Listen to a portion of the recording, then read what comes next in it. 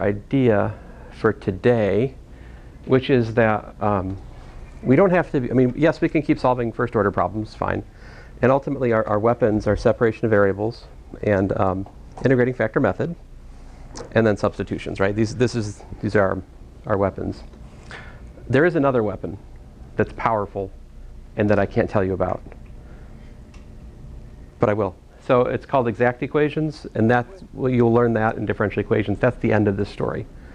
But to properly understand exact equations, you need to have a good grounding in the line integral and the study of conservative vector fields. And you haven't done those things because, well, you haven't taken calculus 3 yet. How do I know that? You're in calculus 2. So unless you're just like taking courses you've already taken before just for the sake of boosting your GPA, probably you haven't seen these things before. I did have a student in calculus 1, my first time teaching, who had already had through differential equations, and he was just playing a long game at NC State because he knows that when you get to your junior level engineering courses, try as you may not be able to make it past a C if you're a typical student, just because they're just that difficult. It doesn't matter how hard you work. They're just really difficult courses. So most people fool around and make a B or a C in calculus 1 when they're at State just because, well, they're freshmen. They don't know better, right? But that B or a C you make as a freshman, it counts just the same as the B or a C you make when you're a junior at the end of the game. And wouldn't it be smarter to have your GPA boosted by better grades in the lower courses? I don't know. What does the GPA in the end matter? I guess if you're going to grad school, it matters. I mean, if you talk to guidance counselors, they'll say things like, you know, when I went to talk to the transfer guidance counselor at NC State, I went to community college for 2 years, and I went to talk to this guy. And one of the things he said, he's like, you know, people with a GPA of 3.0 versus people with a GPA of 3.5 make a difference of about $1 million over their career. And see, the thing that's ridiculous about telling someone that is like, as if that's somehow the cause, right? Like, no, that's just, it's a symptom, right? The person who has a 3.0 probably works less. Well, there's different possibilities. They may work very hard and just not have as many natural talents for what they're doing, right? That's one possibility. The other possibility is they're very talented and they're lazy. I prefer not be that option, right? But the person who's got the 3.5 probably works harder and or has more natural talent. So are they going to earn more money in their career? You know, in a system where there's any amount of meritocracy, well, yes. In the system we're currently in, it's anybody's guess. Who do they know in the government? I don't know. But okay, so I digress. Example 4. So what I was trying to get to here is the next thing we can do is called reduction of order. We can actually solve certain second order differential equations if we play our cards right. So I have an easier one in the notes, but I'm going to jump straight to the harder one.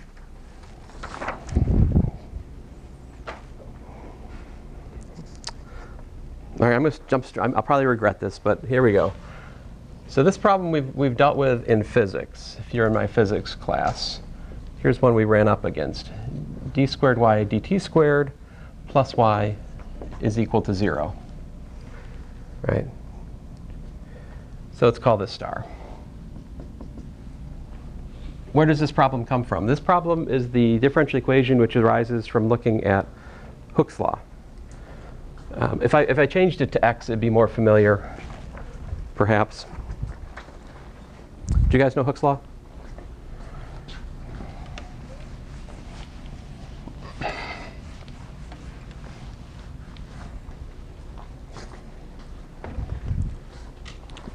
So Hooke's law is like this. F equals to minus, well, I'll do ky because I've got y as the variable here.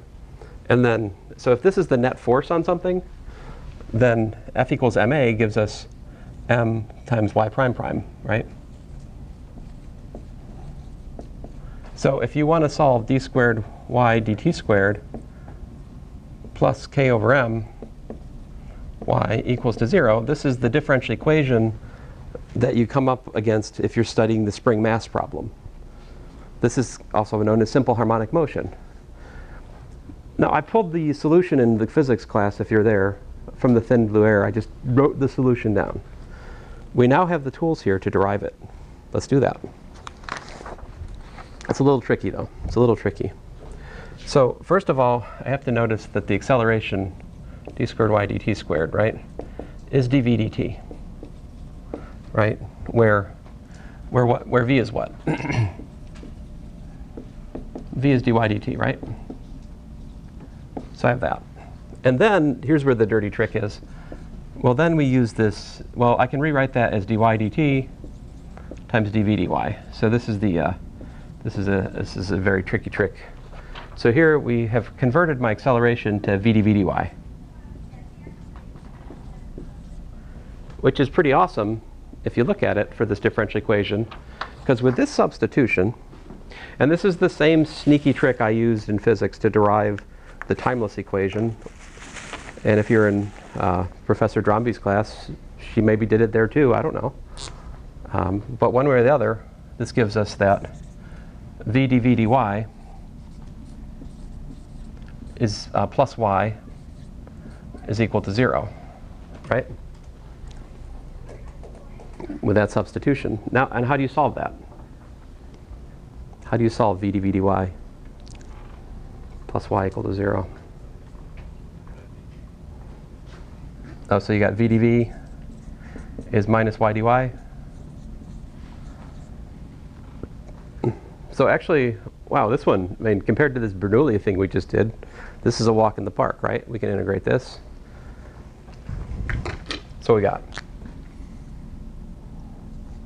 1/2 v squared equals to minus 1/2 y squared, right? Probably should add a constant in here. So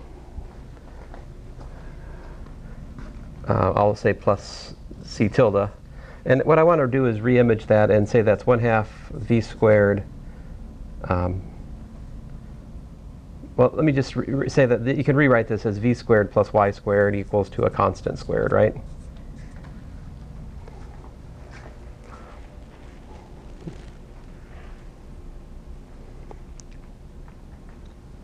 And as such, I can solve for v. What do I get?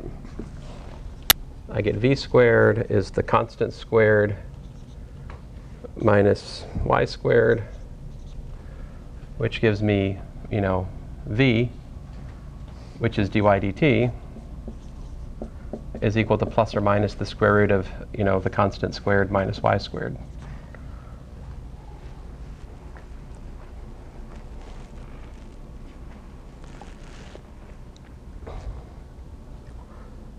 All right.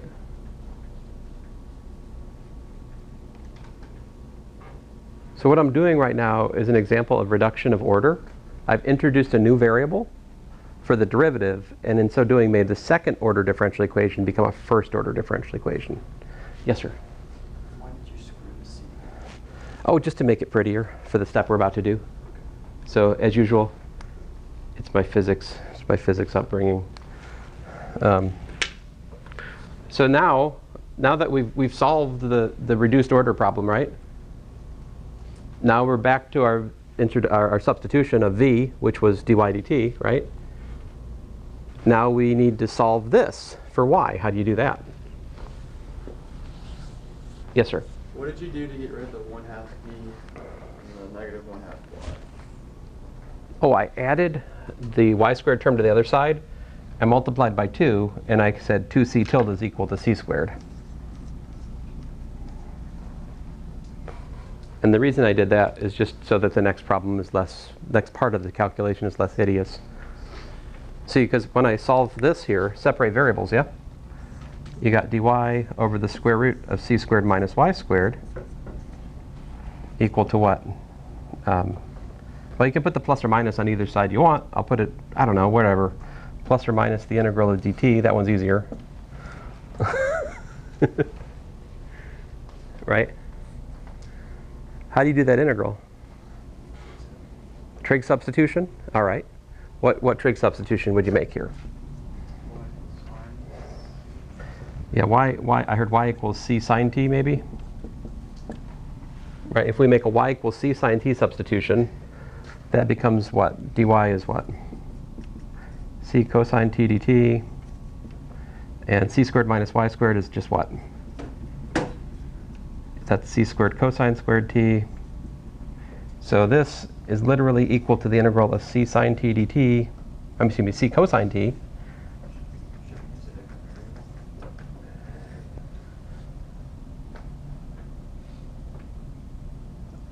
Oh.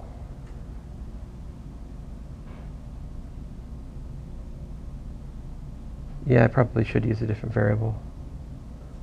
Sorry, my bad. Thank you, that's helpful. I think that would have been really confusing in about 2 minutes. So let's put a theta here instead of a t. My bad. Yeah. Why did I put a t there? I don't know. What's wrong with me? Theta. All right, so we get cosine theta d theta. And downstairs we also get, well, c cosine theta, I think.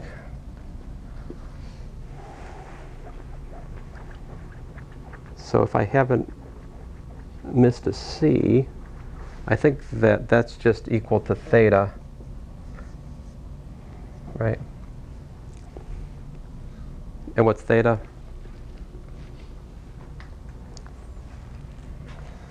Inverse sine of what?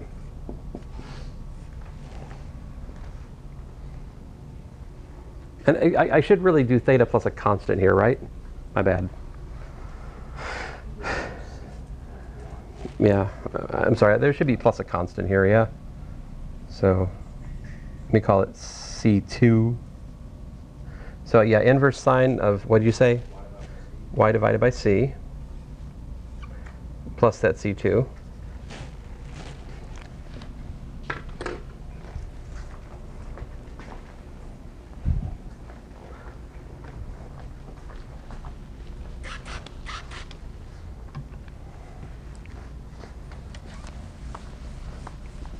I should say the example right before this in my notes is a little bit easier by design, and I just didn't have quite enough time for it today. Sorry about that. That might make this seem a little bit harder than it actually is. I think that this example is easier to digest if you've seen the previous example before this. But anyway, let's keep with it here. We're almost done. So what I have then is I have plus or minus t, right?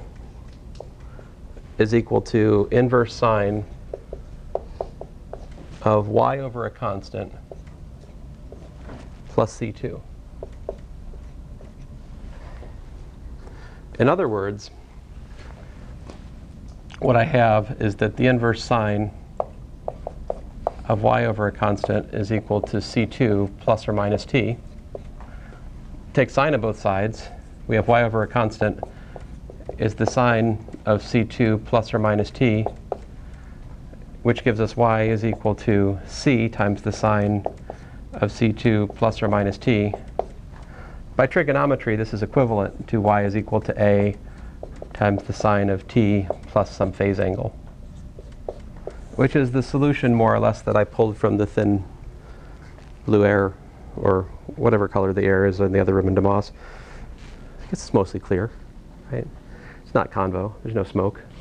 But I'm told there's smoke. Let's see here. Maybe I should bring laser lights to my classes. Would that be, yeah. Now it's easy enough to see it works, right? What happens when you differentiate this 2 times? Try it out. What's y prime prime? Y prime, a cosine t plus phi. Y prime prime minus a sine t plus phi, which is equal to what? It's equal to minus y, right? Therefore, y prime prime plus y equals to 0.